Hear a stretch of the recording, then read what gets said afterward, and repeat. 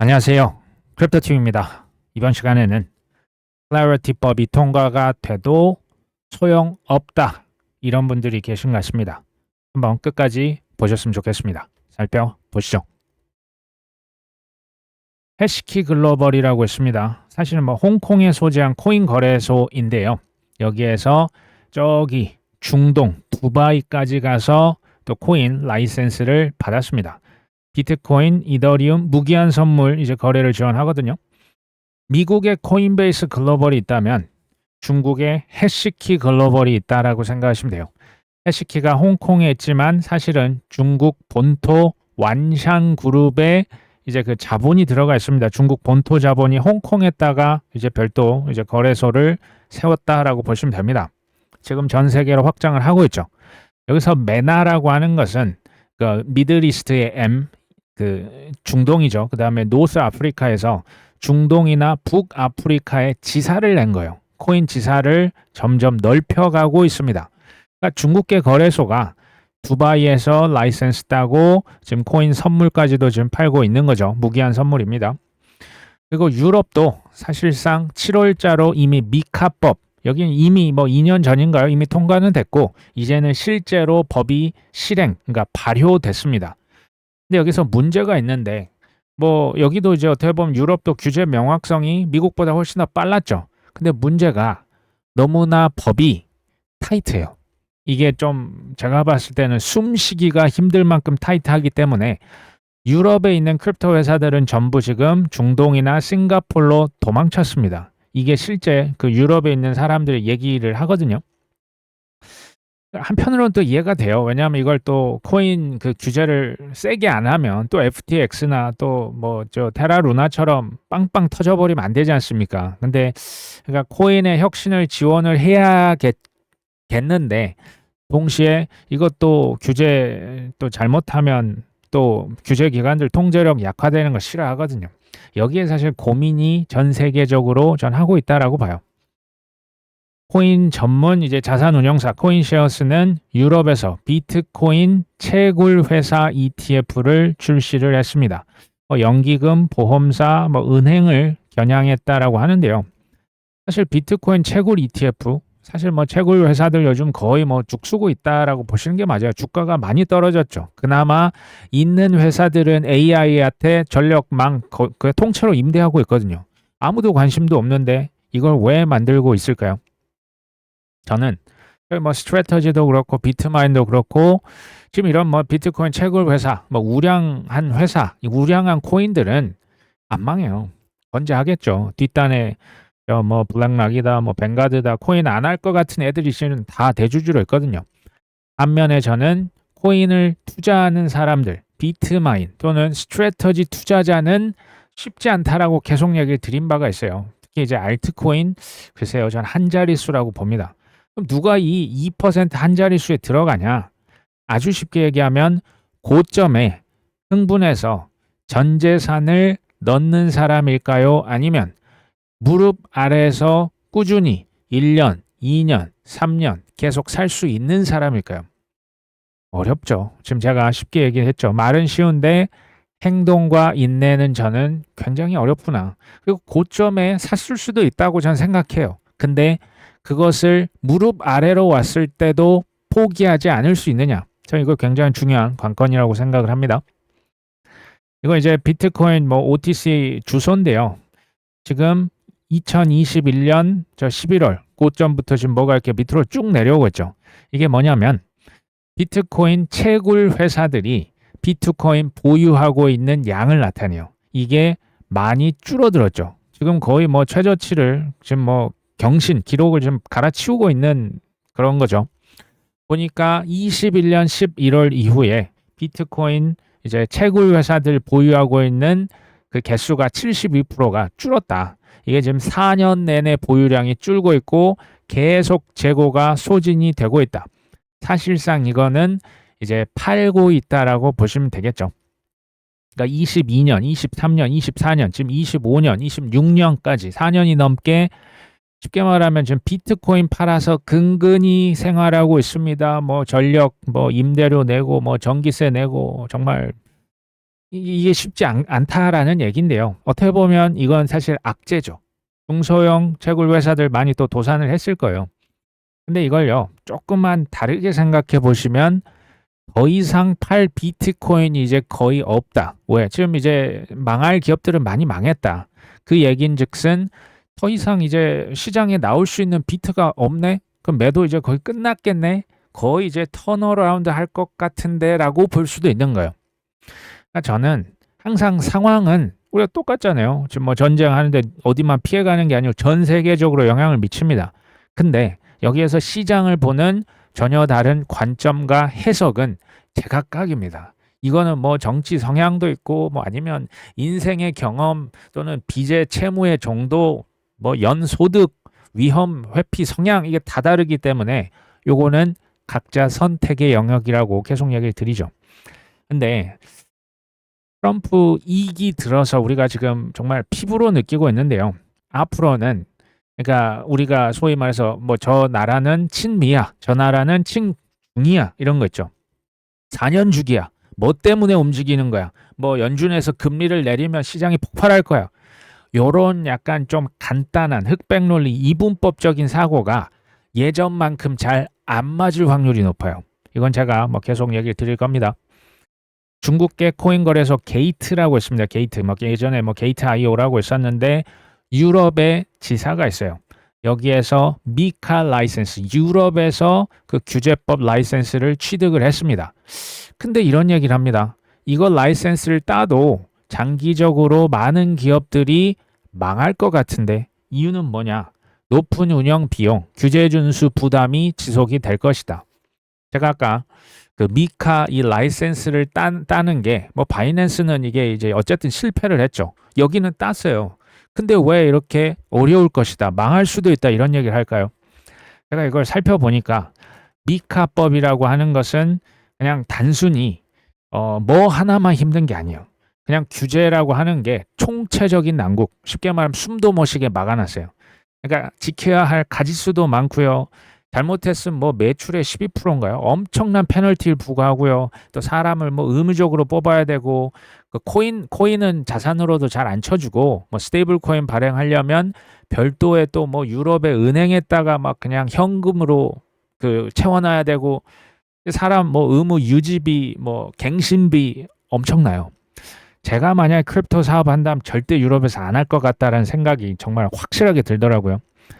유럽은 이걸 좋게 말하면 뭐랄까요? 보수적이고 뭐 그럴 수 있죠. 뭐 전통을 사랑하고 좋습니다. 근데 제가 봤을 때는 21세기형은 완전 반대로 가고 있다는 생각이 많이 들어요. 성장 동력이 많이 상실이 됐고 지금 뭐 유럽에서 10,000명 이상이 죽었잖아요. 더위 때문에. 에어컨 보급률이 채 20%가 안 된 국가들도 꽤 많아요. 이게 전기세가 또 독일에서 엄청 비싸고요. 그다음에 환경, 뭐 미관을 해친다는 이유로 실외기 설치를 금지합니다. 근데 10,000명의 목숨과 이게 바꿀 만한 게 맞습니까? 저는 반대로 우리나라 한국 물론 이제 규제 당국이 잘못하는 거 많이 있는데요. 전 그럼에도 우리 한민족의 잠재력을 매우 높게 봅니다. 어떻게 다 잘합니까? 강점이 저는 탁월해요. 뭐가 탁월하냐? 제조업에 탁월합니다. 자동차, 반도체, 조선, 그리고 이제 그 연예 사업, 엔터테인먼트 우리나라 못 따라옵니다. 지금 할리우드도 어깨를 나란히 합니다. 그렇죠? K 의료. 그리고 저는 이 화끈함 있죠. 이걸 뭐 냄비 근성이라고 조금 이제 깎아내릴 수도 있어요. 그 이제 그 리스크가 있지만 저는 이거 오히려 화끈하게 하면 이게 장점으로 승화될 수 있는 가능성이 누구보다 많다라고 생각을 합니다. 저는 사실 싱가포르나 두바이에 지금 전 세계 크립토 회사들이 싹 다 몰리고 있거든요. 여기가 뭐 세금도 깎아주고 뭐 채용 뭐 지원금도 주고 뭐 네 맘대로 해라 뭐 양도세도 없고 뭐 이런 느낌이에요. 아 이거 전 절반만 돼도 우리나라 그 금융 당국에서 전 K 크립토 좀 폭발적일 수 있겠는데라는 생각. 이렇게 되면 사람이 몰려들어요. 그러면 돈 많이 쓰고 세금은 알아서 세수는 창출이 되거든요. 조금 부러운 마음에 그냥 한번 적어봤습니다. 우리나라 이제 하나투자증권, 하나그룹에서 시큐리타이즈의 지분을 생각보다 많이 가져갑니다. 지금 창업주보다 더 많아요. 최대 규모. 그냥 1위입니다. 1위. 시큐리타이즈 아시죠?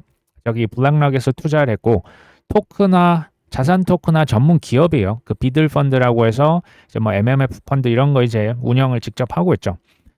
한화에서 지금 코인, 업비트 포함해서 디지털 에셋, 캔톤 만드는 회사 있죠. 이런저런 회사에 6,500억 원 이상을 쏟아 부었습니다. 저는 이게 매우 과감한 결단이라고 생각을 하거든요. 이게 6,500억 뭐 적은 돈이 아니죠. 그리고 전략적인 저는 움직임이라고 생각을 합니다. 특히 왜 시큐리타이즈에 지금 투자를 이렇게 많이 늘렸냐? 이게 이제 2분기 기록이라 이제 프리 IPO라는 얘기가 있는데 지금 IPO 이미 했어요. 시큐리타이즈 주식 공개 이미 했습니다. 주식도 좀 떨어진 걸로 알고 있는데 시큐리타이즈가 상장하기 전에 이제 지분을 많이 늘린 거예요. 제가 이걸 알아보니까 한화그룹에서 이제 상장을 했는데 지금은 바로 못 팔아요. 그게 이제 보호 예수 기간 락업이 걸려서 올해 말까지 가야 이게 이제 그 지분을 팔 수가 있습니다. 근데 이걸 이제 두 번째는 토큰화, 자산 토큰화에 전략적으로 활용을 하겠다. 그러니까 이런 거겠죠. 이제 주식 그 시세 차익을 가져갈 수 있는 게 1번. 두 번째는 그대로 그냥 자산 토큰화 어차피 우리 하나그룹 쪽에서 금융 쪽으로 이걸 밀겠다. 둘 다 활용을 할 수 있는 거죠. 저는 이거 잘하고 있다는 생각이 들고요. 사실 최근에 시타델 있죠. 시타델 증권에서 크립토닷컴 여기 이제 코인 거래소 지분 투자랑 좀 비슷한 느낌을 받았어요. 크립토닷컴도 IPO를 올 하반기에 아마 할 겁니다. 그러면 저는 이게 나쁘지 않죠. 여러모로. 그리고 하나는 두나무 주식회사 업비트, 시큐리타이즈, 뭐 디지털 에셋, 크리서스 쟁글, 뭐 지갑회사, 저기 뭐 인프라 회사, 뭐 여러 가지 투자를 고루고루 잘 섞어놨어요. 이 정도 추진력은 저는 이게 일개 그 뭐 이렇게 실무진에서 절대 이거 나올 수 없고 오너 일가가 분명히 있을 것이다라고 한번 추정을 해봤거든요. 아니나 다를까 이제 차남이었어요. 차남. 장남 김동관 부회장이 방산, 조선에너지를 맡고 삼남 김동선 부사장은 유통 로봇, 찬합 이제 김동원 사장이 금융을 지금 맡아서 이제 크립토 쪽을 담당을 하고 있다라고 합니다. 그러니까 저 정도의 지금 제가 볼 때 투자 금액이 과감하게 들어갈 수 있었다라는 생각이 들어요. 저는 뭐 이분이 뭐 다른 제가 어떤 분인지 모르지만 숙제를 어느 정도 저는 완료를 했다라고 보여져요. 그러니까 제3자 입장에서는 왜 저래 할 만큼 과감한 움직임이 전 그래서 나온다. 단 숙제를 완료했다고 해서 항상 큰 승리를 할 수 있느냐는 별개의 문제입니다. 시련을 겪어야겠죠. 칼씨 아시죠? 워싱턴 주에서 미국입니다. 이 주정부가 칼씨를 주 법상 불법 도박이라고 이제 선언을 했습니다. 예비 금지 명령. 우리 주에서 영업하지 마 이렇게 했습니다.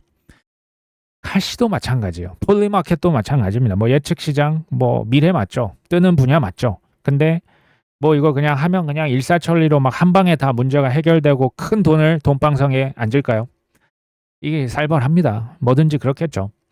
사회 통념, 이게 도박이다, 또 관습 또는 뭐 입법 오래 걸리잖아요. 이해관계, 저기 뭐 게임협회, 뭐 카지노협회에서 이거 당장 소송 거는 거예요. 그래서 이게 혁신이라고 해도 생각보다 오래 걸립니다. 칼씨의 홍보 책임자도 가만히 있진 않겠죠. 주정부의 권한이 아닌데 라고 지금 이제 맞서고 있는 거죠. 연방정부에서 하면 되지. 주정부 이러면 복잡해진다. 세금 낭비하지 말아라. 지금 실망스럽다. 공격하고 있는 거죠. 근데요. 그게 지금 중요한 게 아니라 이게 중요해요. 미국 정부에서는 왜 이렇게 불법적, 도박적인 요소가 누가 봐도 넘쳐나는 예측 시장을 왜 이렇게 밀고 있냐 이거예요. 이게 중요한 포인트입니다. 미국 정부, 예측 시장, 자산 토큰화, 스테이블 코인, AI 여기에 지금 하나하나 지금 다 목숨을 걸고 있어요. 왜?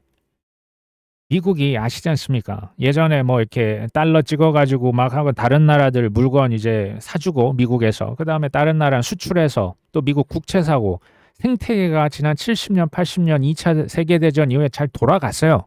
근데 이제 안 사줍니다. 미국도 경찰 노릇 안 해요. 각자 도생이죠.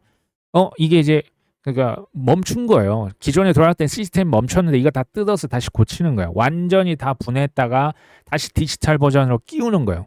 금융 패권을 다시 빌딩하고 있는 겁니다. 이게 그래서 지금 달러도 뭐 외환규제법 옛날에 달러를 구할 수가 없었어요. 개발도상국 특히 지금 뭐 핸드폰만 있으면 뭐 테더다, USDC다, 스테이블 코인 많죠. 빗장을 싹 다 열어버린 거예요. 예측 시장, 스테이블 코인, 토크나 전 세계로 이제 다 뻗쳐나가요. 근데 혁신 뭐 기술이라고 하는 게 처음부터 일사천리가 아니었죠. 인터넷, 핸드폰, 지금 우리 핸드폰 없으면 삽니까? 코인, 뭐 퍼블릭, 프라이빗 체인들, 뭐 예측 시장 처음에는 다 누군가 반대하겠죠. 근데 보십시오. 예측 시장과 금융이 맞닿으면 이거는 정말 가지수가 무제한의 파생 상품이 나오고 여기에 대한 수요는 폭발할 겁니다. 이게 스테이블 코인, 퍼블릭 체인, 프라이빗 체인, 자산 토크나 심지어 AI랑 싹 다 연결이 돼 있어요. 이거는 자 한마디로 미국에서 금융 핵무기를 아주 센 걸로 탑재를 시켜버린 거예요. 이거를 중국이 모르겠습니까? 알죠. 러시아가 모르겠습니까? 알죠. 일본도 다 알아요. 우리나라, 유럽 이제는 다 알아요. 그럼 어떻게 지금 다른 나라는 준비를 하고 있냐? 어땠길래 이렇게까지 미국에서 경기를 일으키냐? 중국은 이걸 투트랙으로 가져가요. 중국 본토와 홍콩을 나눴죠. 중국 본토에서는 코인 여전히 금지예요. 어쨌든 법적으로는. 홍콩을 통해서 할 수 있는 거 다 하고 있어요. 그러니까 어쨌든 통로는 열어놨어요. 돈 외화 유출시키지 마. 홍콩에다 파킹해놔. 길은 열어놨어요. 근데 중국은 그 비중보다는 금에 훨씬 더 초점을 많이 맞췄어요. 지금 이제 중국 본토에서 개인들이 우리 같은 개인이 종이 금을 사는 것, 그러니까 종이 실물 금이 아니고 종이로 페이퍼 거래하는 걸 지금 금지시켰거든요. 이 얘기는 중국 정부에서 가격 변동성을 막고요. 금 현물에 더 집중하겠다라는 의지입니다. 중국은 금에 좀 더 방점을 많이 줬습니다. 러시아는 이거는 너무나 노골적인 크립토예요. 친코인입니다. 이 크립토라고 쓰고 가로 열고 뭡니까? 탈달러예요. 이게 둘 다 탈달러입니다. 그러니까 이제 비트코인도 가서 막아버리려고 하는 거예요. 중국은 저 이제 금으로 이제 하지만 저기도 이제 코인 쪽으로도 엮여 있어요. 디지털 위안을 하고 있지 않습니까? 미국은 그렇기 때문에 과감한 변신을 할 수밖에 없는 거예요. 왜? 게임을 뒤집어 엎어야 됩니다. 이미 지금 많이 불리해졌거든요. 많이 불리해졌고 이게 뭔 얘기냐면 예측 시장까지 지금 빵 터트려 버린 것은 사실상 중국이나 러시아나 적국들의 금융시장을 다 그냥 해체시키겠다라고 보시면 돼요. 쳐들어가겠다.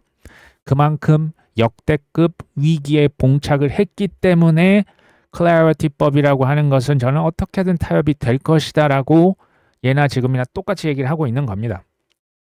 트럼프 대통령이 최근에 이런 얘기를 했네요. 이제 며칠 후에 이제 또 전면적인 군사작전이 나올 수 있다. 전면전 결정할 것이다. 이전 공습을 또 크게 넘어설 것이다. 이렇게 얘기를 했어요. 근데 지금 저 사우디아라비아 후티 반군 저 홍해도 이제 막는다라고 지금 하고 있죠. 남중국해, 뭐 필리핀, 그다음 뭐 러시아, 우크라이나, 뭐 중국, 대만. 가만히 보면요. 이런 어떤 그 갈등 요소들, 지정학적인 위기는 이건 앞으로 계속 많아지면 많아졌지 줄지 않을 것이라고 누구나 예상할 수 있어요. 이건 약간 뉴 노멀이 돼버렸습니다. 원치 않은 뉴 노멀. 그래서 결국 뭐 트럼프 대통령이 폭격할까요? 폭격을 그러니까 이런 기사를 보시고 내 기준점을 잡으면 이게 힘들어지고 뭘 기준점으로 봐야 되냐? 미국의 국채 금리 보시면 돼요. 국채 금리가 지금 위로 튀고 있습니다. 주가 조정받고 있죠. 주식시장. 유가 다시 오르고 있습니다. 여기에서 폭격을 한다고요? 이거 분란됐다가 기름 붓는 거예요. 이 지표는 뭘 얘기하냐? 폭격을 할 수 없다라고 얘기하는 거예요. 최소한 지금은. 또 나중에 하겠죠. 이거 계속 반복되는 거예요. 지표는 뭔 얘기는 하냐? 우리 이제 만날 때 되지 않았어? 갈등, 폭격. 우리 이제 대화 좀 할까? 갈등, 또 폭격, 석기 시대 다시 좀 대화 좀 할까? 계속 이렇게 가는 거예요. 그냥 하반기에도 앞으로는 그냥 이런 느낌 그러려니 하시면 좋겠습니다. 그러니까 단기적인 뭐 방향은 이걸 뭐 누가 어떻게 알겠습니까? 근데 이렇게 이제 앞으로 가다 보면요. 실은 이게 어려워지는 거예요. 왜? 물가도 생각보다 많이 높아질 수밖에 없는 거고 금리도 뭐 예전 제로 금리는 이제 역사 속으로 사라져 버렸다 이렇게 생각하시면 돼요. 그러니까 모든 게 불확실한데 앞으로 훨씬 더 힘들어져요. 이렇게 되면 제가 부동산으로 비유합니다. 똘똘한 한채 현상이 훨씬 더 심해지는 거예요. 그러니까 뭐 정부가 찍은 어떤 그런 분야가 아닌 이상 확실한 거 아니면 사실 전 투자자로서 손대면 안 된다라고 생각합니다. 초양극화가 심화가 될 겁니다. 여기서 보시면 트럼프 대통령이 미국이 세계에서 가장 낮은 금리를 가졌으면 좋겠다. 다른 나라는 1%대로 돈을 빌리고 있는데 뭐 일본을 말하는 걸까요? 미국은 3에서 4%의 이자를 지급하고 있다. 금리 인하하고 싶다 이건데요. 문제가 있죠. 지금 CPI, 소비자 물가지수 뭐 4.2% 나왔지 않습니까? 연준은 금리 인하가 아니라 지금 금리 인상을 논하고 있습니다. 이게 사실 그 부채에 대한 문제가 너무 크기 때문에 지금 금리 인하를 하고 싶어도 안 되죠. 물가가 너무 또 이제 높기 때문에 금리 인하 안 됩니다. 결국에는 근본적인 문제는 뭡니까? 국가 부채가 너무 많아도 너무 많아요. 어차피 못 갚습니다. 갚을 의지도 없어요. 이란과 결국 이안인데요. 허리띠 졸라매서 빚을 갚든지 아니면 돈을 더 찍어서 빚을 희석시키든지. 계속 얘기 드렸죠. 이란은 패권 국가 중에 허리띠를 졸라매서 갚았다 들어본 적이 없어요. 뭐 로마 제국도 그래서 실은 계속 돈 찍잖아요. 뭐 금 섞고 은 섞고 여기다 구리 섞고 이상한 거 섞어가지고 그 제국이 보통 멸망을 합니다. 이안인데 돈을 찍어서 희석을 시킬 텐데 여기 하나가 추가라고 얘기를 드렸죠. 국가 주도 자본주의가 돼서요. 큰 성장을 일으킵니다. 그 이제 인터넷 때 이제 생산성 향상이 나왔죠. 지금 이제 AI인데 AI는 더 커요. AI로 지금 국가의 성장, GDP를 끌어올립니다. 이렇게 되면 GDP를 끌어올리면 상대적인 부채 비율이 낮아지는 거예요. 이런 식으로 처음부터 지금까지 앞으로도 변치 않을 목표입니다. 이렇게 가는 거예요. 절대적인 빚이 줄어드는 게 아니거든요. 요약을 하면 또 똑같은 얘기인데요. 확실한 거 아니면 손대시면 안 됩니다. 특히 고점에서. 뭐 고점 논란 들어가면 큰일 날 수 있습니다. 그리고 이제 변동성이요. 워낙 크기 때문에 웬만하면 코인은 그냥 4대 천왕 위주로 하시는 거고 두 번째로 빚 줄이셔야 돼요. 지금 빚 막 이제 특히 이제 부동산도 마찬가지인데 뭐 지금 신용 투자 뭐 주식 투자 다 빚으로 하지 않습니까? 이 변동성 뭐 레버리지 큰일 납니다. 변동성이요. 위아래를 다 죽이면서 가요. 그러면서 가기 때문에 그냥 아무것도 안 하고 가만히 있는 사람이 위너일 수 있는 생존할 수 있는 확률이 높아집니다. 이것 때문에 제가 영상 만들었는데 법이 통과돼봤자 뭐 달라질 게 뭐가 있겠어? 한번 생각을 해봅니다. 왜 그렇게 생각을 하실까? 저는 두 가지라고 일단은 봤는데 아마 많이 지치신 것 같아요. 누구나 지쳤죠. 이건 이해가 돼요. 그리고 또 한 가지는 법이 통과가 됐을 때 당장 큰 상승, 폭등을 원하시는 것 같습니다. 그래서 저는 이것을 초단기적인 사고라는 생각을 합니다. 이게 아니면 두 개가 이제 겹쳐 있겠죠. 많이 지쳤기 때문에. 다시 얘기를 드리는데 지니어스법과 클래리티법은 미국에서 전 세계에 이제 주고 있는 가장 큰 시그널이에요. 신호입니다. 신호탄을 뭔가 팍 미국에서 쏘아 올립니다. 그러면 다른 나라에서 이거를 다 긴장하고 쳐다볼 수밖에 없는 거예요. 생각해 보십시오. 리플이 왜 SEC라 저는 왜 5년이나 소송을 했어야만 했을까? 리플 진짜 죽이려고 했었거든요. 트럼프 대통령은 어떻게 1년 동안에 2조 원이 넘는 돈을 벌 수가 있었을까? 게리 겐슬러는 왜 이렇게 오랜 시간 동안 만행을 저질렀을까? 테라로나 FTX 뭐 파산할 수 있는데 그것 때문에 왜 이렇게 많은 투자자들 눈에 피눈물이 나오고 있느냐? 핵심 이유는 코인 자체가 불법이기 때문이 아니라니까요. 무법지대이기 때문에 저게 다 가능했던 거예요. 저 제인 스트리트다 뭐 계속 누군가 밑장 빼고 뭐 나 안 했는데 처벌할 근거가 없는 거예요. 왜? 법이 없는데 어떻게 처벌을 합니까? 비윤리적이다 하고 많은 거예요. 왜 그러면 이 입법이 늦춰졌습니까? 반코인파가 이걸 늦춘 거예요. JP 모건 코인 와봤자 본인들 먹거리 뺏기고 통제력 힘이 약화되는데 이걸 누가 좋아하겠습니까? 그렇죠? 단순히 우리가 예전에 24년 3월이었습니까? 뭐 1월이었습니까? 비트코인 현물 ETF 와 했죠. 이더리움 ETF 뭐 스테이킹까지 된다더라. 요거랑 제가 볼 때 훨씬 더 역사적으로 의미가 있는 이벤트가 지금 지니어스법과 여기 클래리티법. 이 법이 통과가 되면 이전으로 못 돌아갑니다. 못 돌아가요. 호르무즈 해비랑 똑같아요. 뭐 호르무즈 예전으로 돌아갑니까? 못 돌아가요. 이미 건너가는 거예요. 자산 토큰화 되는 순간 이전으로 저기 종이돈의 시대로 못 돌아간다. 그리고요, 회사 내규. 이거는 좀 이제 큰, 뭐, 연기금, 국부펀드 큰 회사들이 회사 그냥, 우리가 이제 언론상에서 보는 것은 정말 진취적인 일부 기관들이고요. 대부분의 큰 대형 기관 투자자들은 회사의 내규상 투자가 불가해요. 코인과 같은 경우. 그러니까 이제 지금 법적인 명확성이 없어요. 없으면 이거 못 사는 겁니다. 그냥 1달러도 못 들어가는 기관들이 정말 전 세계 정말 수두룩합니다. 그러니까 뭐 ETF 통해서 그냥 아름아름 그냥 뭐 몇 개 기간만 사는 거예요. 근데 이제는 코인이 뭐랑 동급이 될 수 있습니까? 주식 채권이랑 동급이 될 수 있는 거예요. 이거는 엄청난 사건이에요. 역사적 사건이고 최근에 보니까 일본 정부에서 이제 코인을 그러니까 여기도 시행을 착오를 겪었죠. 일본도 코인을 좀 이게 제대로 된 그 자산으로 취급을 안 해주다가 최근에 주식이랑 채권이랑 동등한 지위를 부여했죠. 세금도 똑같이 22%인가 매기지 않습니까? 이건 역사적인 사건이 맞아요. 이건 명확성입니다. 이게. 그리고 지금 크립토 시가총액을 싹 다 합쳐봤더니 그냥 뭐 빅테크라고 하는 회사 하나보다도 오히려 더 작아요. 이게 지금 현실인 거죠. 저는 이게 말도 안 되는 저평가 구간이라고 전 생각해요. 뭐가? 코인이. 반면에 뭐 AI 주식 뭐 이러면서 더 갈 수 있어요. 금은도 뭐 이렇게 뭐 무너지진 뭐 금은이 왜 무너집니까? 앞으로 뭐 계속 또 10년, 20년 가면 오르겠죠. 근데 똑같은 상황에서 똑같은 지금 비용이 있다면 지금 뭘 사겠냐? 당연히 저는 크립토 자산, 특히 우량 코인들이 훨씬 더 좋은 그 이제 가성비가 아닌가라고 생각하는 거죠. 그리고 JP 모건조차도 클래리티법이 통과가 된다라고 하는 것은 돈의 그 수문, 홍수 있죠. 홍수 그 문, 수문을 딱 개방시키는 트리거가 될 수 있다라고 실제로 명명을 했습니다. 그리고 이런 것들이 이제 달라집니다.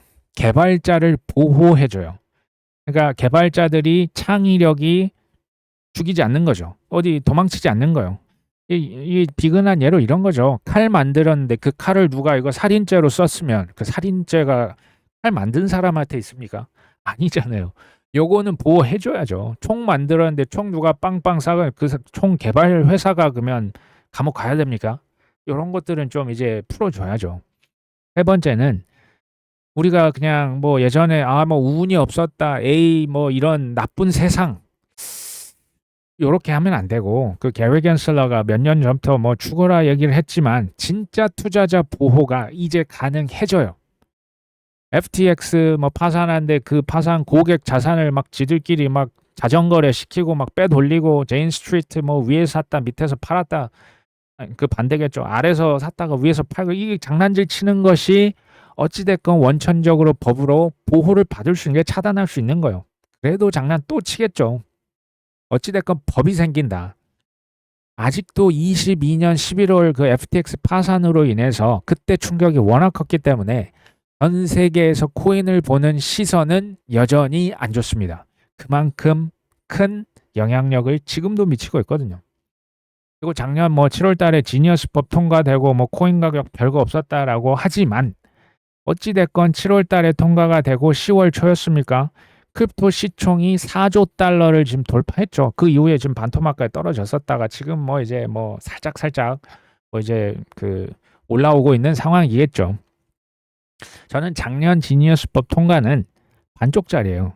근데 반쪽짜리에 이제 마지막 클래리티가 여기 이제 더해지면 뭐 타이밍, 뭐 가격적인 뭐 예측 이건 잘 모르겠지만 전 기대감 랠리는 당연히 나올 수 있다.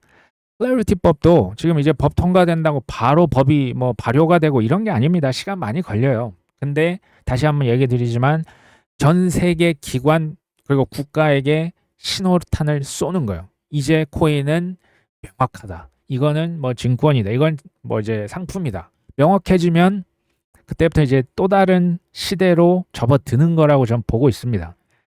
그다음에 이제 뭐 단기적인 건 모르겠어요. 근데 진짜 랠리는 이제 앞으로 계속 나오겠죠. 뭐 비트든 이더든 XRP, 솔라나 이제 대량 채택을 받으면 계속 사람들이 쓰겠죠. 시총이 늘어나겠죠. 그렇게 봤을 때 지금 이 가격은 정말 fine thank you and you입니다.